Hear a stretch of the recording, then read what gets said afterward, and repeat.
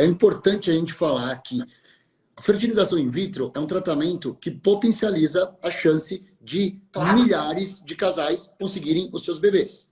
Só que não é um tratamento que todo casal devia chegar aqui e falar assim, ó, nem tenho infertilidade, mas eu tenho vontade de fazer uma FIV. Para esse casal, eu tenho que explicar, olha, sua chance na FIV de ter complicações, que você não precisa ter esse risco, é disso, disso, disso. Então, a FIV, quando a gente vê num contexto, tem que explicar que nós estamos tentando ajustar fatores que esses fatores impedem ou dificultam a gravidez espontânea de acontecer. E também, em alguns casos de aborto de repetição, quando a gente quer ter a seleção do embrião cromossomicamente normal, já que a aneuploidia é a principal causa de aborto. Então, a fertilização serve para diversos casos de infertilidade e também para os casos de abortos de repetição, quando existem fatores embrionários envolvidos, né? E aí, se chegar um casal aqui e falar assim, ó, eu só quero fazer uma FIV porque eu quero, se fosse possível no Brasil, escolher o sexo, né? Mas é só porque é um desejo, né? Esse casal está correndo um risco desnecessário. E ele tem que entender que a gente está tentando simular a natureza, mas nós não somos tão perfeitos assim. Então, a situação da FIV é para quem precisa da FIV. Não é uma situação completamente eletiva nesse aspecto, tá? E lógico, às vezes chegam casais aqui, ó, eu tenho 41 anos, eu tenho medo, nunca tentei engravidar, mas eu tenho medo de ter um bebê com síndrome cromossômica. Eu posso me valer da FIV nesse aspecto? Sim, você vai diminuir o seu risco de ter um bebê com síndrome cromossômica ou de um aborto por alteração cromossômica. Nesse caso, a FIV vai ser vantajosa para você, mas talvez você tenha um risco, por exemplo, de uma pré-eclâmpsia que você não teria se você tivesse tido esse mesmo bebê de forma espontânea. Então, sempre tem que avaliar na balança. E aí, nesse aspecto, que as mulheres precisam entender que realmente, quando a gente simula as condições da FIV, a gente está tentando fazer com que a gente tenha o mais parecido com a natureza. E aí, antes, a fertilização era, pegava óvulo, pegava espermatozoide e juntava e transferia embrião no mesmo ciclo, que a gente chama então de transferência a fresco. Com a melhoria da técnica de congelamento, que a sobrevivência do embrião melhorou bastante e as chances de gravidez com embrião congelado subiram a partir do momento que a gente teve a vitrificação como técnica de congelamento, então passou-se a ver que fazendo a transferência de embriões que foram congelados, poderia ser mais benéfico em relação ao ciclo estimulado, onde aquele nível hormonal de estradiol ele estava suprafisiológico e, com isso, inundava o endométrio de mais estradiol do que seria o ciclo fisiológico. Então, naquela situação, era melhor, então, congelar o embrião, voltar para um ciclo mais fisiológico possível, preparando o endométrio para transferir o embrião. Quando veio a biópsia embrionária, a análise do endométrio em termos de janela de implantação pelo exame HERA, que é pela genômica, né, dos receptores, da expressão dos genes nos receptores do endométrio. Então, quando começou a ter tudo isso, foi visto que realmente já era mais seguro fazer a transferência de embriões congelados. Mas a gente tem um preço a pagar por isso. Qual é o preço a pagar para transferir embrião congelado? A gente está fazendo uma simulação com estradiol e progesterona que não está sendo produzido pelo ovário, quando é um ciclo substituído, simulando as condições que a gente acreditaria. Mas, mais uma vez, a gente está imitando a natureza. Nós não estamos sendo a natureza. E aí, com isso, é que tem toda uma teoria que, como você falou, a gente não pode falar de uma causa e efeito direta, porque existem muitas variáveis, né, que a gente chama, nos trabalhos científicos, de variáveis de confusão, de você falar assim, será que A que causa B, ou é uma coincidência que quando tem mais A, tem mais B, ou tem um C envolvido nisso tudo. Então, quando a gente fala de trabalho científico, a gente tem que saber lidar com as informações e saber interpretar tudo isso. Então, aparentemente, existe uma associação que pode ser desse processo de um preparo de endométrio de forma artificial, mas pode ser pela própria doença de base. Então, poxa, mas a mulher com endometriose, o endométrio dela é igual da mulher sem endometriose? Então, pode não ser só por causa da endometriose, mesmo se ela tivesse uma gravidez espontânea.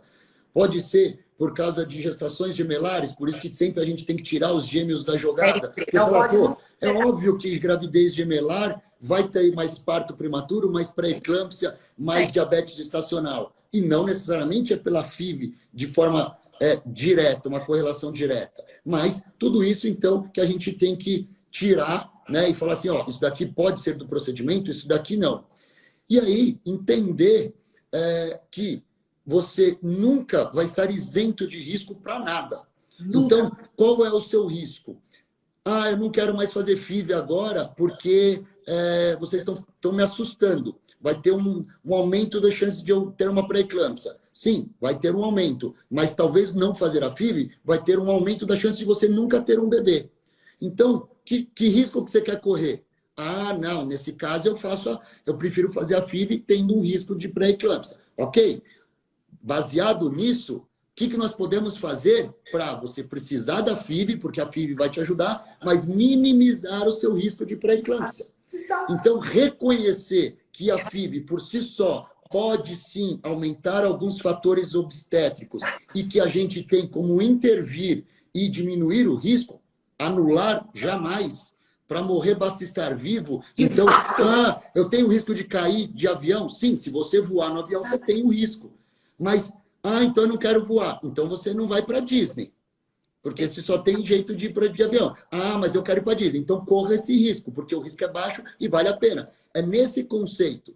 O risco nunca vai ser isento, mas é um risco que precisa correr. A gente corre risco todos os dias. E são decisões. Para cada escolha existe uma renúncia. Então, nesse aspecto, está decidido. Preciso de uma FIV. Ok. O que eu tenho para fazer, então, para diminuir o risco das possíveis complicações que a FIV nos dá? Então, uma coisa que eu tenho muito orgulho, aqui a gente vai falar sobre essa parte também, mas eu acho que eu tenho muito orgulho, é o fato de, na Mater Prime, nós somos uma clínica basicamente de reprodução assistida, mas que hoje atende a saúde da mulher como um todo, e tem 2 alunas suas como obstetras aqui nossas, que é a doutora Bruna Baeza e a doutora Laís Tomé, e a gente tem a Mariana Fava também como obstetra, e que segue também essa linha de fazer com que tenha um pré-natal mais personalizado e toda uma suplementação diferenciada.